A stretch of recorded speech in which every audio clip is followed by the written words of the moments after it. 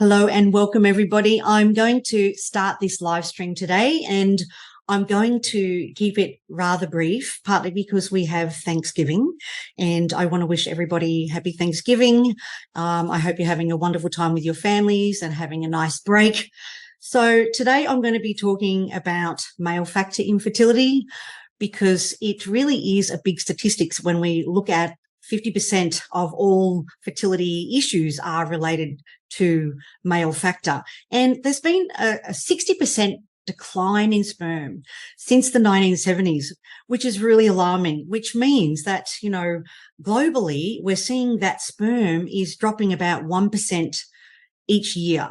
So that's why I really wanted to do this talk. And I really want to open up the conversation around spermatogenesis and just let the guys know that it's 50% their contribution. So it takes roughly around 74 days for a full sperm regeneration cycle, which we call spermatogenesis. And I like to give it 3 months, a little bit like, when we're fixing egg quality, we give it, 90 days. So spermatogenesis is the complete cycle of the sperm production and maturation. And during the spermatogenesis, your testicles, which is really quite extraordinary, these numbers, they'll make around 7 million sperm per day, which is about 1,500 sperm cells per second. Now that's around 8 billion during a regeneration cycle. So, you can see that there's a surplus and each ejaculation will release anywhere from 20 to 300 million sperm cells in a single milliliter of semen. So, there is a surplus there for conception. And we just need to know that when we are fixing sperm, we need to at least give it 74 days. So what the changes that you make today, you're not going to see the benefits for 74 days. Now, there's a famous saying, and I love this saying, our genetics load the gun and it's the environment that pulls the trigger. So what does that mean? That we need to address the lifestyle factors. They're just so important when we're working with sperm. So that means looking at your diet and lifestyle because it's really important. It can increase the sperm production. It can increase the percentage of healthy sperm and it can increase the sperm movement. So let's just break it down. So when I begin working with all my patients, I always test the sperm first. Why? Because 50% is attributed to male factor and it's becoming more of a problem with every month that goes by. And also, sperm is relatively easy to fix because it's regenerating all the time. And so we can make simple changes. I find it's much easier to work with sperm issues than gynecological issues. So that's why we address the sperm first, because often I'll start working with the female and I may spend a year. And then when it's a sperm issue, we have to wait another 74 or another 3 months. So we like to fix the sperm first because if we've got really strong, healthy sperm, it can help the women get over the line. Like it just helps us. And remember, the healthier your sperm is, the more likely you are to be fertile and conceive. Now, male factors, from my experience and from my, from all the patients that come and see me, we see that male factors are under-tested, they're under-diagnosed, they're under-treated, because often I will have patients that come to me, they've got their diagnosis, and I'll say, so what have they recommended? And the husband will say, I don't know, nothing.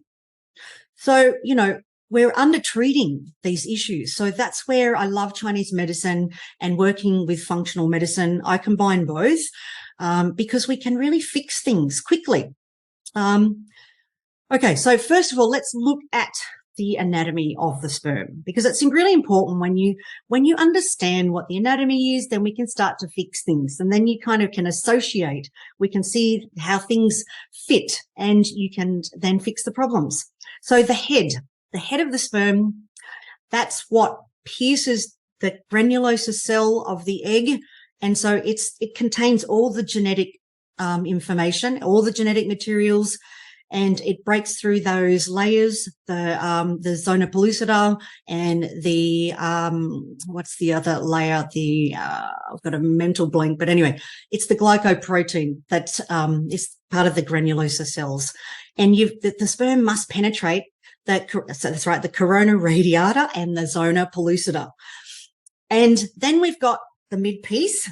So that's packed with fructose, which provides energy for the sperm to swim. And then we've got the tail for propulsion through the viscous semen. So then if we look at the transit of sperm, so if we look at fertilization, it's a numbers game. As you can see, it's a numbers game. So during ejaculation, you've got hundreds of millions of sperm being released into the vagina. And then almost immediately, millions of these sperm are overcome by the acidity of the vagina. And then you've got the thick cervical mucus, which, destroys millions more. So there's only really a few thousand that enter. And those thousands that do enter, they often get destroyed by they're called phagocytic uterine leukocytes. So by the end, we've only got a few thousand contenders, and their journey is facilitated by uterine contractions, which is why I often recommend to my patients having an orgasm after sex, and it usually takes around 30 minutes to 2 hours. So whether you self-pleasure after sex or you get your husband to help you, but those uterine contractions help facilitate that journey to the fallopian tubes and for fertilization. Now then, if the sperm don't connect with the oocyte immediately, they can survive in the fallopian tubes up to 3 to 5 days. And we know that from the last live. So we want to have that banking sperm leading up to ovulation and on the day of ovulation, because remember that the oocyte, that egg, can only survive for about 12 to 24 hours. It's a very short window. So we need that banking sperm leading up to ovulation and on the day of ovulation, because we're getting our timing right. So just remember that the semen analysis, it's the gold standard for determining whether there's male factor issues. And I just want men not to be alarmed by it. I think there's a lot of anxiety. A lot of anxiety, partly because it's masturbating in a semi-public place can create anxiety. So, try and do it at home if you can, or, take your partner into the room. But a lot of the rooms now, the collecting centres, they have these rooms where there's print media, there's digital media, and, there's a space for your partner to join you. So work as a team. And also help your husbands, your partners, your male partners, your male donors, help them with their anxiety, because it's a stressful process. And I think men, they have that bravado. They don't want to feel like they're letting you down. So, but just remember that sperm is really easy to fix. I think that's the biggest takeaway. We can fix the problem. That's the beauty of Chinese medicine and functional medicine. We can fix it quickly. So we're looking at 4 parameters. There's 4 reference values that we look for when we're determining male factor infertility. So in your semen analysis, you'll see that we're looking at volume, we're looking at concentration, which is your count, your sperm count. We're looking at your motility and your morphology. So we want your volume to be greater than 1.5 mils. So, I normally see it between 2 to 5 mils. If it's below 1.5 mils, then, these are the little red flags for us to look at. So, we're into problem solving. So when you go, all right, we're not getting enough of a volume, there can be testosterone issues.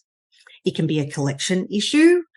It can be a missing vas deferens. These are the tubes that carry the sperm out of the testes. It can be retrograde ejaculation, or it can be ejaculatory duct obstructions. So, we can fix all of those things. Then if we look at the concentration, we want it greater than 15 million per milliliter of ejaculate. So, basically, sperm count is a really good indication of a man's overall health. It's influenced a lot by lifestyle factors.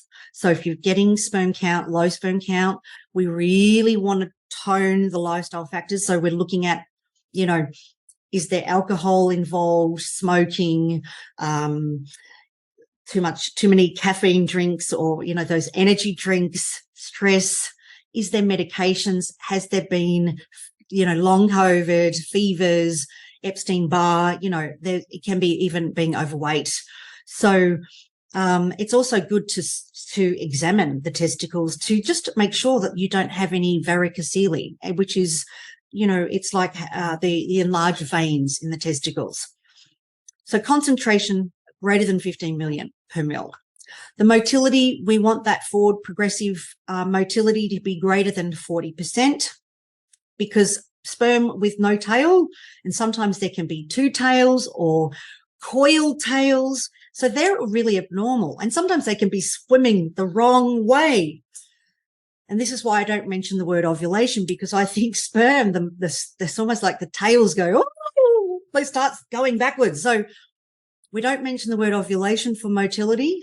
Remember, we're doing loving connection. We want to have that sperm motility, that forward progressive movement. So it reaches the cervix, it goes into the uterus and into the fallopian tubes and fertilizes the ovum. All right. Now, the motility is also affected by lifestyle factors. So we address the lifestyle factors. Remember, the genetics load the gun, the lifestyle factors pull the trigger. And then we've got morphology. So we want it greater than 4% normal forms. Now, the morphology is the analysis of the sperm shape. Remember, the head, the midpiece, and the tail needs to be all intact.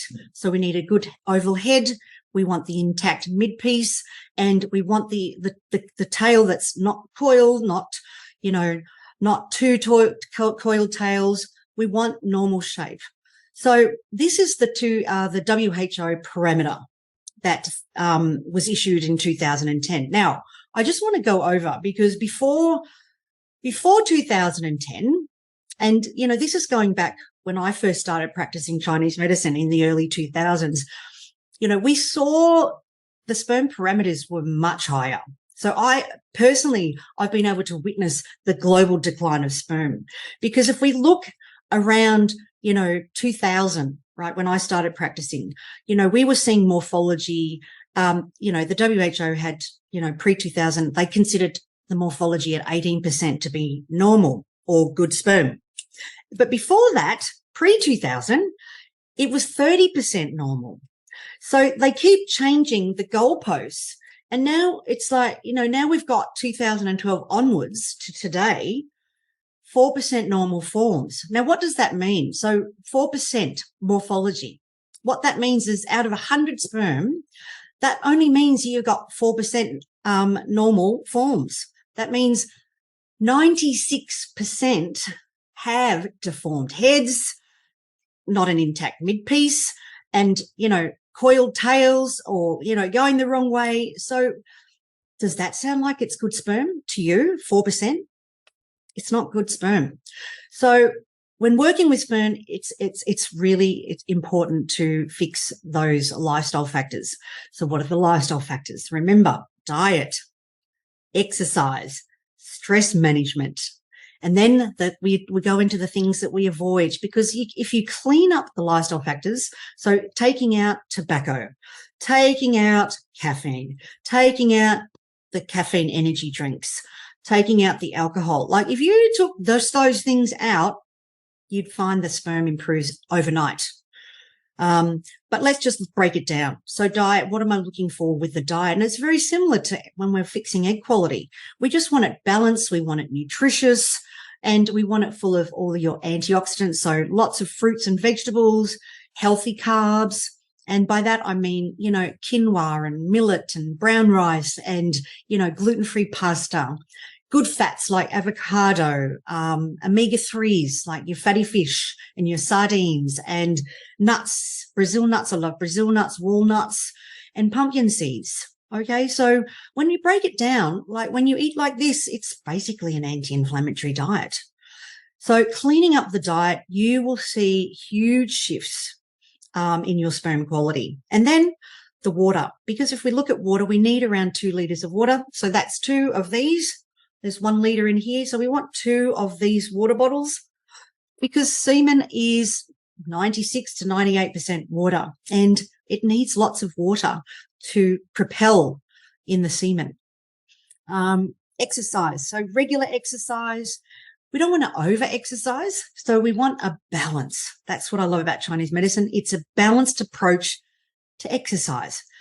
Now, I've got a PubMed study in 2014, and basically this study analysed 433 semen samples from 231 participants, and they found that men who did outdoor activities or lifted weights for about 3.2 hours a week had sperm counts up to 40% higher than men who did not exercise at all. So the data is there. It's really important. I love weight training for sperm. It's great for building testosterone, but it's about finding what you like, you know, if it's jiu-jitsu, if it's walking.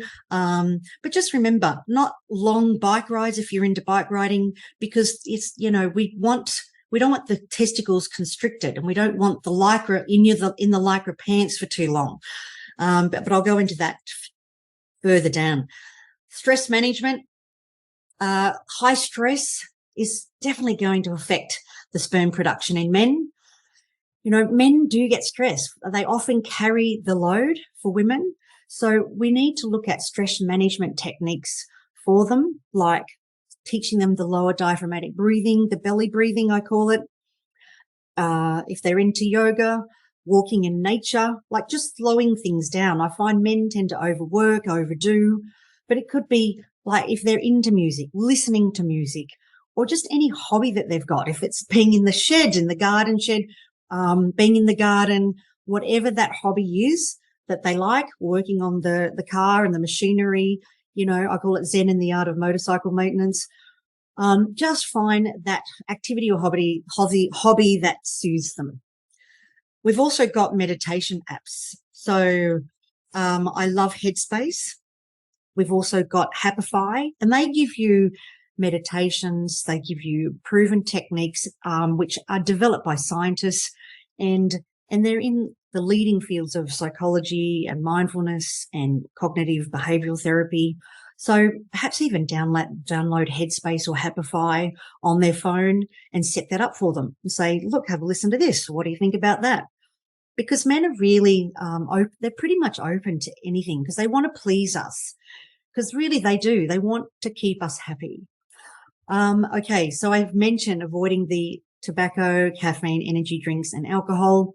It lowers the sperm counts. It creates a lot of inflammation. So it's going to affect the sperm quality and quantity. And we'll often find you've got lots of DNA fragmentation if you're doing all of those things. So if you are seeing low sperm counts, DNA fragmentation, issues with morphology, motility, you know, just giving up those things is going to benefit you.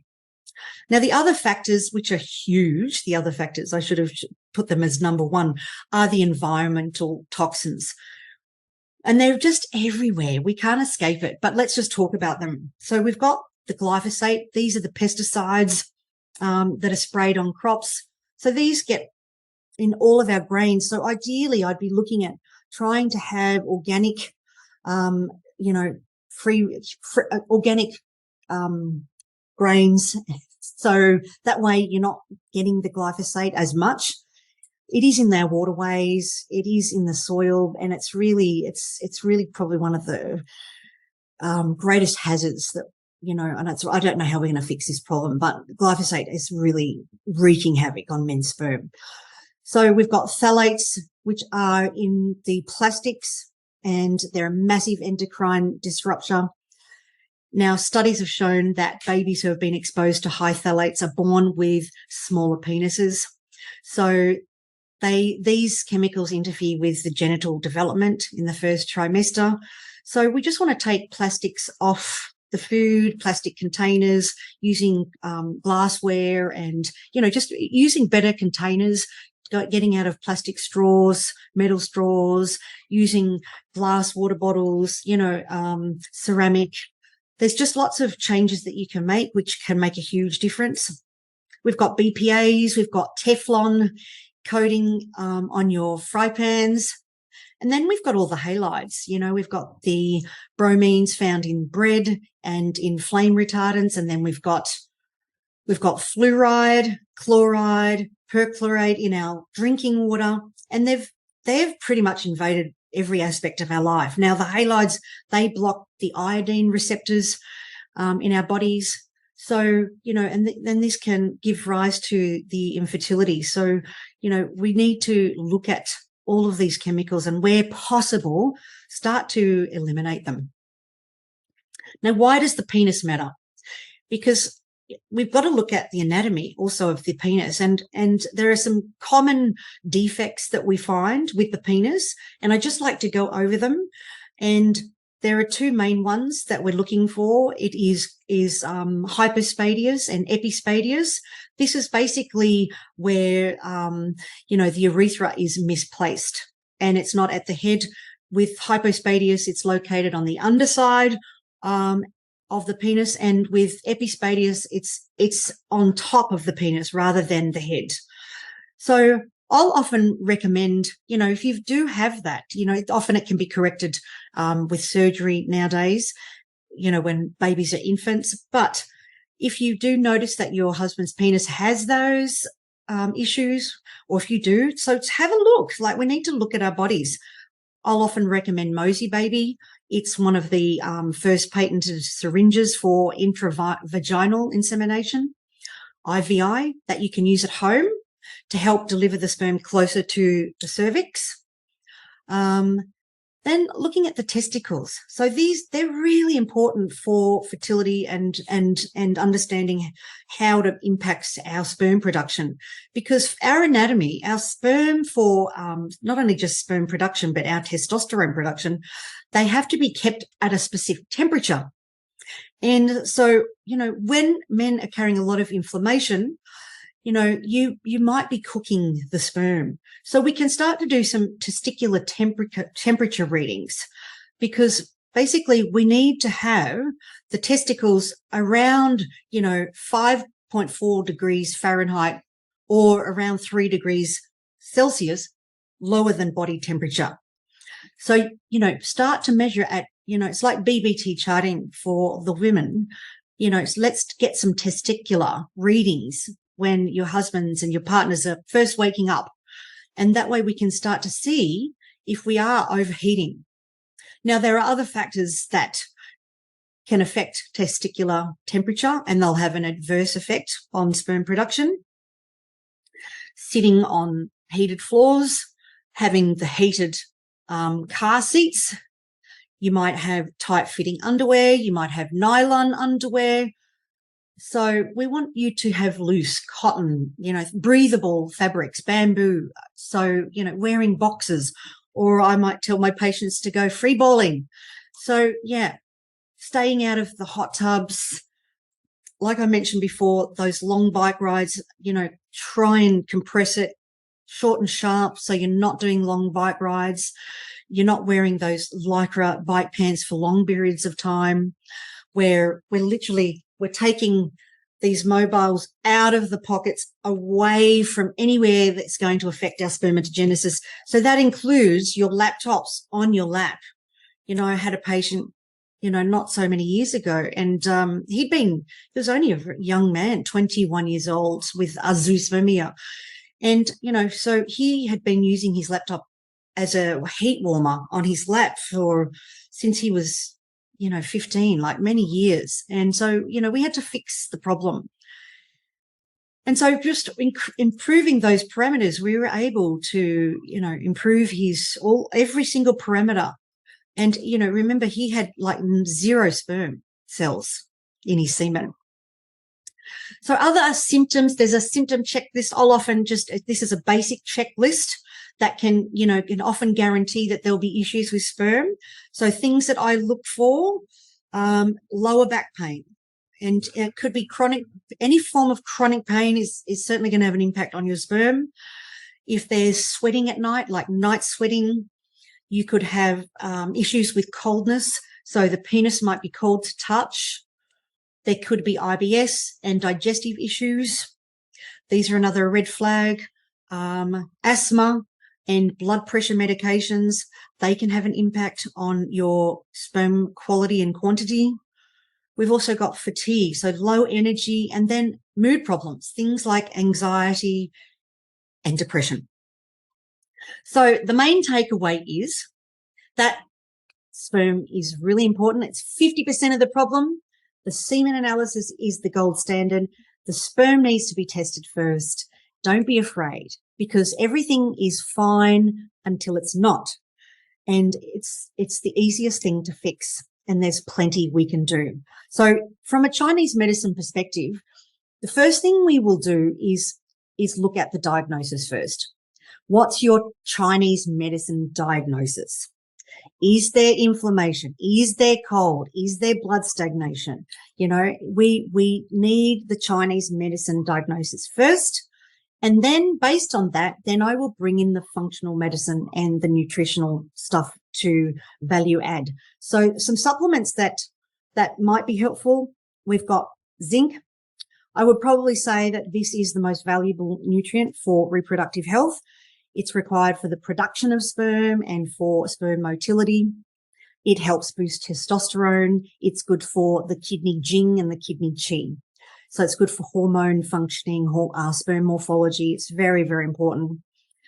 Folate.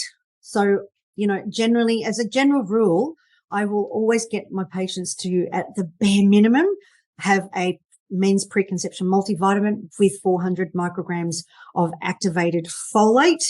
It's a qi and blood tonic. It's essential for the formation of DNA. And so, what I'll find is that men that have lower folate levels have lower sperm count. And also remember that it helps reduce neural tube defects. So it's really important. CoQ10, this is a qi tonic. You need around 600 milligrams of that daily. It helps protect the sperm cells from free radical damage and plays a role in sperm cell energy production and motility. So if you've got motility issues, we definitely need CoQ10. L-carnitine, this is like a qi mover. It's a powerhouse for sperm cells to function properly. Your omega-3s, like I really like to use diet, but, fish oils, essential fatty acids, they play such an essential role in sperm formation. They improve the sperm count, but they also improve blood flow and they decrease and reduce inflammation. So omega-3s are hugely important. Vitamin D, it's a yang tonic. It's, that's the giver of life. We need around 5,000 IU a day, or getting some sun on the skin, daily sun exposure. The slip, slap, slop campaign has really destroyed our ability to absorb vitamin D. So I encourage you to get, 10 minutes of daily sun exposure, or even looking into the sun, when it's on the horizon. It won't hurt your eyes. So, or, taking a supplement of 5,000 IU daily, but, natural sunlight is the best form. It helps the nucleus of the sperm cell and it helps maintain the quality and the sperm count. It also increases testosterone and boosts libido. You just feel good with the sunshine, Selenium, it's important for sperm function. It helps the sperm cells grow to a good size and shape, and it also helps them swim. So it's good for motility issues. It supports the liver blood. It supports the yin, but it's also good for your hair, your skin, and your nails. We've got tribulus. I love tribulus. It's good for concentration. It's good for motility. It's good for that liquefaction time. It has an action on the Sertoli cells. So we call it a yang and qi tonic. Now, I'd preferably try and get the Bulgarian tribulus. Magnesium. I really love magnesium. I think it's great for men because it helps them sleep better, helps them rest, but it helps with their liver qi. And I find a lot of men have liver qi stagnation. So magnesium is really good for supporting that, and sperm motility around 600 milligrams daily. Otherwise, getting all your leafy greens and your nutrition is clearly far superior. Your N-acetylcysteine, NAC or NAC, it improves the count, the motility, the morphology, and it also clears damp. So I'll often use NAC with I've got a male antitox mix that we will often use when we've got, morphology, motility, count, DNA frag. So what that is, we use N-acetylcysteine, we'll use L-carnitine, and a super mushroom complex. They're the three things, and it makes a massive difference to patients that have had issues with those things. And the super mushroom complex is a combination of 4 mushrooms that I use: reishi, shiitake, cordyceps, and turkey tail. So if you want the breakdown of that male antitox mix, and I'll often add selenium with that when there are, issues with motility, morphology, DNA fragmentation, and count issues. Finally, in Chinese medicine, I really love this formula. It's an ancient formula. It's known as the 5 ancestors tea pills. It's got goji berries in it, but it's called Wuzi Yan Zong Wan. Wuzi Yan Zong Wan, otherwise known as the 5 ancestors tea pills. Much easier to say it in English than pinyin. Now, it's used a lot for male infertility. It's used for low sperm count, erectile dysfunction. We use it for motility issues, morphology issues, DNA fragmentation. It's great for sperm quality, quantity, and improving testosterone. I dispense that a lot, and I will often dispense that with a constitutional formula based on your Chinese medicine diagnosis. Now, there are a plethora of other things that we can add into the mix, like vitamin C if you've got DNA fragmentation issues, deer velvet if you've got yang deficiency, so that if the penis is cold to touch. There's lots of things that, it's tailorized. It's not like we just throw a lot of supplements at you. Like, I always find less is best, which is why it's always important to know what your diagnosis is and then have a treatment protocol. And remember, it just takes 3 months, 74 days. So give it 3 months. And then in addition, I will try and get my patients to do acupuncture if they're open to it. But if not, I will teach them acupressure. I will get them all to do castor oil packs, usually over the liver, because it helps with the hormonal balance, helps with their testosterone, helps their liver detoxification pathways, helps them sleep better, helps them de-stress, reduce inflammation, helps any leaky gut and constipation. So castor oil packs are as important for the guys as it is for the girls. Now, we can do it under the right breast, just below the right breast on the right side, or we can do it below the navel, right where the testes are, okay? So below on the pelvis. So the Queen of Thrones, I love their packs, but I teach, I've also got an info pack. So if anyone wants an info on how to make your own castor oil packs, you can DIY, do it yourself at home. And then you just need a bottle of castor oil and some funnel and a plastic bag and a hot water bottle or a wheat bag. Very simple.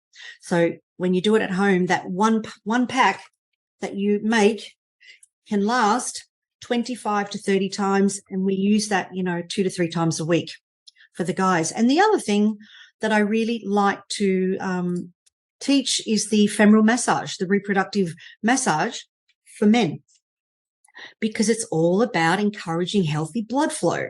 So teaching each other the femoral massage, which is if you look on your panty line, where your femoral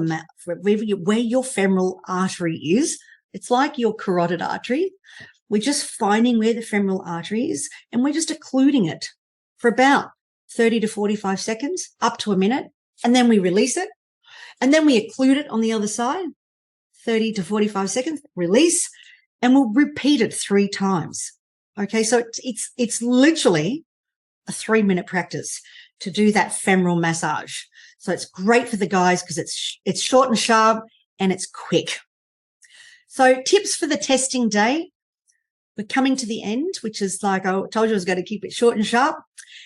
Tips for the testing day. We want to try not to ejaculate for about 2 to 5 days before submitting a sample, but don't leave it longer than 10 days. And then we just want to try and get the sample to the clinic within 30 to 60 minutes. Ideally, it will be examined within 45 minutes after collection. And you just want to keep the sample at body temperature. So if you drive into the clinic, just put it, under your shirt, on your belly. So it's just keeping it warm. So part of it is just overcoming the fear and anxiety of getting the semen analysis done, because it is the gold standard. Don't be afraid. Go in as a team. Take your wingman with you. Do it together, or do it at home and just get the sample to the clinic as soon as you can. But when we can understand those 4 reference ranges, we can fix them very quickly, and it can be all fixed within 74 days. So I want to thank you. I will wrap it up now, and I want to say thank you all for joining and wishing you all a happy Thanksgiving.